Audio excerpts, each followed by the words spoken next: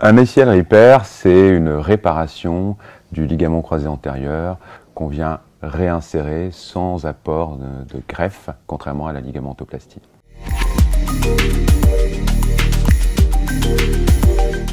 L'ère moderne.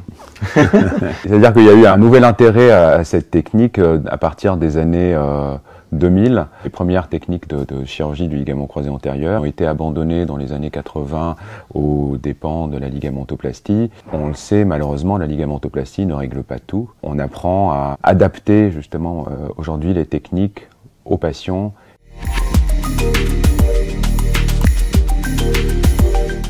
Le principal avantage, c'est d'éviter la prise de greffe. De toute façon, ce qui fait mal dans une ligamentoplastie, ce qui va conditionner en particulier la reprise, c'est la prise de greffe. Si jamais on fait une réparation ligamentaire, on est beaucoup moins invasif, et d'une part, et d'autre part, on n'a pas touché au patrimoine tendineux du patient, donc on peut considérer que c'est une étape avant la ligamentoplastie. En cas d'échec, on a des possibilités de se retourner avec des greffes classiques. Le fait de proposer une réparation ligamentaire et non pas une ligamentoplastie, c'est potentiellement un arrêt un peu plus court, c'est potentiellement, en cas d'échec, aucune greffe qui n'a été prise, moins de douleur post-op, etc. Donc ça remplit tout un cahier des charges.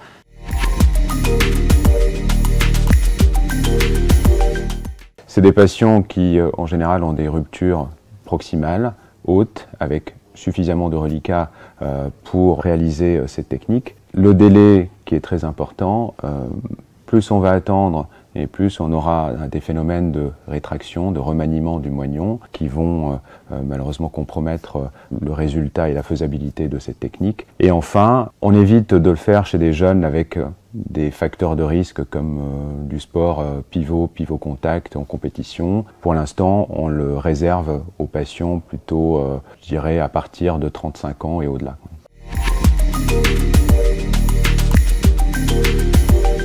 Quand on opère des jeunes, déjà, il faut savoir que la plupart ont des ruptures en plein corps, donc c'est pas du tout propice à une réparation ligamentaire. Quand bien même aurait-il une rupture haute, ils ont des taux d'échec qui sont très importants. On a globalement exclu de nos indications les jeunes. « 48 heures ». Donc c'est l'idéal. Idéalement, c'est les opérer dès que possible. En ce qui me concerne, j'essaie de les opérer dans les 3 mois. C'est difficile. Et je suis d'accord avec toi, il faudrait les faire le plus vite possible. J'essaye, pour ma part, de les opérer dans les 6 premières semaines. Les principaux critères, ça reste le siège de la rupture haute et la qualité du ligament croisé antérieur rompu. Le délai est accessoire, on se base vraiment sur ces 2 premiers critères.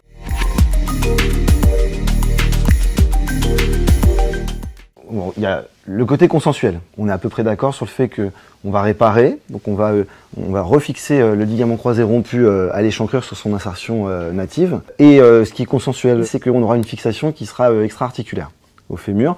Il y aura un renfort avec un tape qui va venir jouer le rôle de tuteur à l'intérieur du ligament. Et après, il y a débat. Nous, on a fait le choix justement d'utiliser une réparation mixte avec des fils statiques et un système de fils coulissants qui nous permet justement d'avoir cette tension à la demande sur les reliquats du ligament croisé antérieur. La fixation reste pour notre part plutôt extra-articulaire pour éviter certaines problématiques qu'on a vues avec les dispositifs intra-articulaires de fixation type ancre. Et puis bien sûr, on ajoute à cette réparation une petite protection avec une internal brace. Personnellement, je ne vais pas utiliser un tie rope pour retendre le reliquat ligamentaire.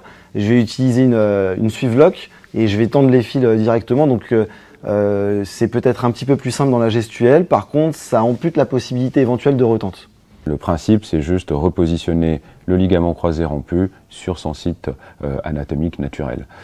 Et bien sûr, être le moins invasif sur ce site-là, puisque c'est sur cette interface que se fera la cicatrisation. Donc on évite, pour notre part, les solutions avec des encres ou trop de matériel sur le footprint fémoral, pour éviter justement ces phénomènes d'interaction inflammatoire sur l'interface.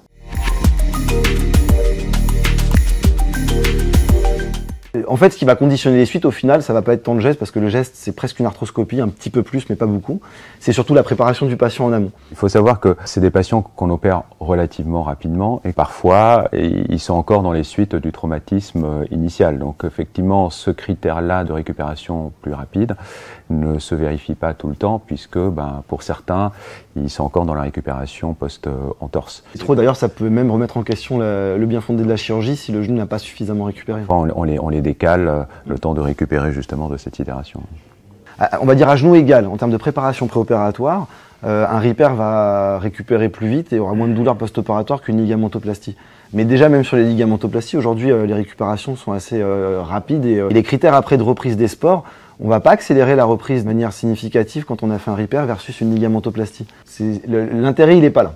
Il faut pas oublier que la chirurgie reste une agression du corps. Donc déjà que le genou vient de subir, entre guillemets, une entorse, un traumatisme, en général, il faut lui laisser le temps de récupérer de ce premier traumatisme avant d'en subir un deuxième qui est l'acte chirurgical.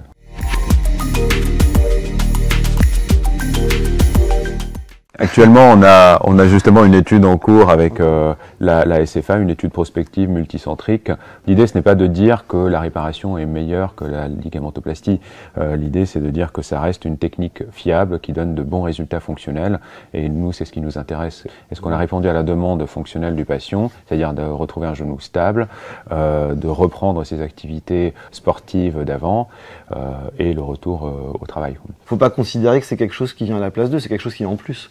C'est une option supplémentaire, elle ne va pas remplacer celle qui existait déjà, mais ça répond aussi à la demande de certains patients. Et pas juste pour répondre aux caprices d'un patient, mais c'est parce que fonctionnellement, le patient va avoir un bénéfice.